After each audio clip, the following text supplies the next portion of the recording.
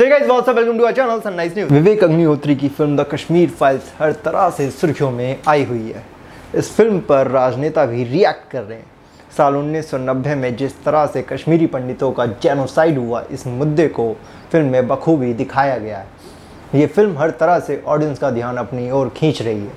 Critics के बीच भी इस फिल्म की चर्चा हो रही है। अब तक इस फिल्म ने 200 करोड़ से ज़्यादा की कमाई कर ली है।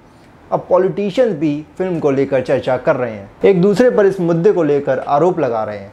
हाल ही में जम्मू और कश्मीर के पूर्व मुख्यमंत्री फारूक अब्दुल्ला ने बातचीत के दौरान कहा कि उनके राज में ऐसा कुछ भी नहीं हुआ। फारूक अब्दुल्ला ने एक इंटरव्यू में कहा था कि वह देश के किसी भी कोने में सूली चढ़ने के लिए तैयार हैं अगर वो इस मुद्दे के लिए जिम्मेदार पाए जाते हैं तो।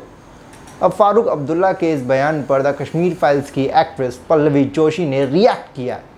पल्लवी ने कहा कि देखिए, पॉलिटिक्स मेरा डोमेन नहीं है, मैं नहीं जानती किस तरह से पॉलिटिशियंस को जवाब देते हैं, लेकिन इतना ज़रूर कहना चाहूँगी कि जो हमने किया है वो 4 साल की डिटेल्ड काम के आधार पर किया है। फिल्म में वही दिखाया गया है जो रिसर्च में हमें मिला। मेरे पास अभी भी उन सभी कश्मीरी पंडितों के बयान हैं, उन सरकारी कर्मचारियों के बयान हैं जिन्होंने उस समय को देखा है। पुलिस से लेकर एडमिनिस्ट्रेशन तक जितनी भी घटनाएं फिल्म में दिखाई गई हैं, हमारे पास उन सभी के वीडियो एविडेंस हैं। मुझे नहीं लगता कि 700 लोग एकजुट होकर झूठ बोलेंगे। पल्लवी जोशी ने आगे कहा कि कश्मीरी पंडितों का आरोप लगे हैं कि उन्होंने जगमोहन के साथ मिली भगत की और चले गए।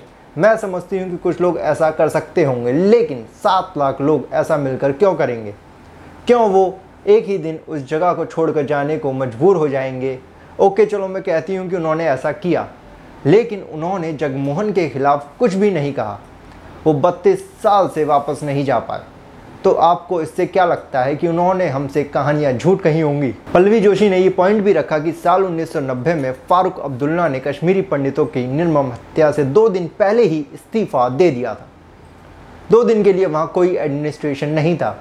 मिस्टर अब्दुल्ला ने इस निर्मम हत्या से 2 दिन पहले ही रिज़ाइन कर दिया था और वे लंदन चले गए थे। जगमोहन उस समय गवर्नर अपॉइंट हुए और ख़राब मौसम के कारण वहाँ नहीं पहुँच पाए थे। उन्हीं 3 दिन के लिए जम्मू में ही रुकना पड़ा। उस समय कई सारी हत्याएं हुई थी।